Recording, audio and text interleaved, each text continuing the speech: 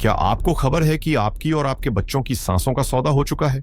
भरूच जिले के झगड़िया, वालिया और नेत्रंग की धरती आज खून के आंसू रो रही है। जिस जमीन को हम अपनी प्राकृतिक संपदा और विरासत कहते थे, उसे चंद सफेदपोश लुटेरों ने अपनी तिजोरी भरने का चारा बना लिया है।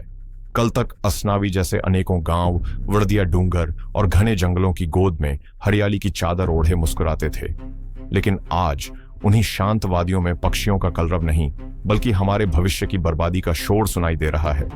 याद रखिए, यह महज माइनिंग नहीं है, यह हमारी आने वाली पीढ़ियों के अस्तित्व को मिटाने की एक गहरी साजिश है।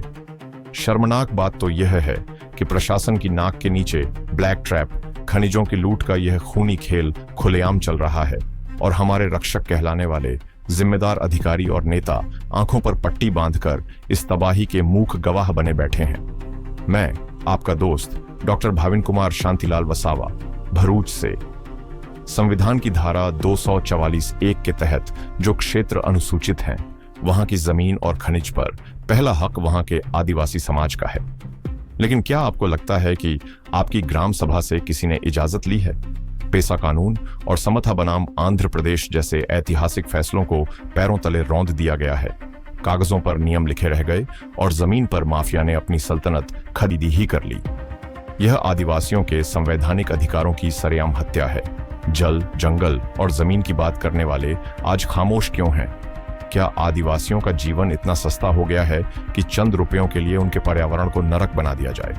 कानून की किताब चीख चीख कर कहती है कि बिना एनवायरमेंट क्लियरेंस और पुख्ता कानूनी मंजूरी के जमीन से एक कंकड़ उठाना भी अपराध है।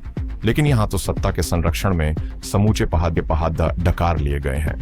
माफिया की हवस ऐसी कि खेत खलिहान और हरे भरे जंगल भी अब नक्शे से गायब हो रहे हैं। ताज्जुब देखिए, प्रदूषण नियंत्रण बोर्ड जीपीसीबी खुद अपनी रिपोर्ट में मानता है कि दर्जनों इकाइयां बिना किसी परमिट के मौत बांट रही हैं, फिर भी इन्हें रोकने वाला कोई माई का लाल सामने नहीं आता। सुप्रीम कोर्ट का पत्थर की लकीर जैसा आदेश है कि जब तक पुराने अवैध खनन का 100% जुर्माना वसूल नहीं होता, तब तक नई खुदाई की सोच भी नहीं सकते। मगर यहाँ तो कानून को माफिया के जूतों तले रखा गया है। ये प्रशासन की खुली मिली भगत नहीं तो और क्या है, जहां बिना वैध कागजों के मशीनों का नंगा तांडव जारी है। खनिज विभाग के साहबान बस अपनी कुर्सियां गर्म कर रहे हैं, न खदानों का इंस्पेक्शन होता है, न कोई पैमाइश। ऐसा लगता है मानो सरकारी खजाना नहीं, बल्कि किसी की खुली तिजोरी हो, जिसे जितना मर्जी चाहे लूट लो, पूछने वाला कोई नहीं है। अनेकों स्टोन क्रशर, खदान और ट्रकों की धूल ने लोगों के फेफड़ों को पत्थर बना दिया है। न कहीं विंड ब्रेकिंग वॉल है, न पानी का छिड़काव और न ही कोई ग्रीन बेल्ट। गांव की सड़कों पर दौड़ते भारी डंपर और रेलवे लाइन के करीब होती ब्लास्टिंग किसी बड़े हादसे को दावत दे रही है। जरिया और असनावी जैसे अनेकों गांवों की शांति को माफिया की हवस ने लील लिया है। स्थानीय लोगों का जीना दूभर हो गया है और प्रशासन कागजी खानापूर्ति में व्यस्त है। क्या अधिकारियों को इन मासूम लोगों की सिसकियां सुनाई नहीं देती, या फिर उनकी चुप्पी के पीछे कोई बड़ा राज छिपा है? संविधान का अनुच्छेद 51(a) हमें पर्यावरण की रक्षा करने का आदेश देता है, लेकिन यहाँ रक्षक ही भक्षक बने हुए हैं। अगर तुरंत इन नियमों को ताक पर चल रहे अवैध खदानों और क्रशरों पर ताला नहीं लगा और मशीनों को जब्त नहीं किया गया, तो यह लड़ाई अब सड़कों से लेकर नेशनल ग्रीन ट्रिब्यूनल तक लड़ी जाएगी। यह लोगों का वादा है कि हम अपनी जल, जंगल और जमीन का सौदा करने वालों को चैन से नहीं बैठने देंगे। अब वक्त आ गया है कि हम सब एकजुट होकर इस लूट तंत्र के खिलाफ आवाज उठाएं, वरना कल हमारे पास बचने के लिए न जमीन होगी और न ही सांस लेने के लिए साफ हवा।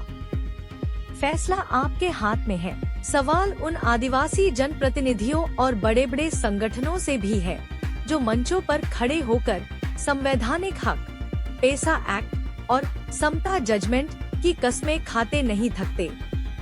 आज आपकी आंखों के सामने आदिवासियों के जल, जंगल, जमीन और खनिजों का सरेआम चीरहरण हो रहा है, फिर भी आप मौन क्यों हैं? क्या आपकी विचारधारा और हक की लड़ाई सिर्फ चुनाव के दौरान आदिवासियों के वोट और उनके नाम पर आने वाले फंड तक ही सीमित है?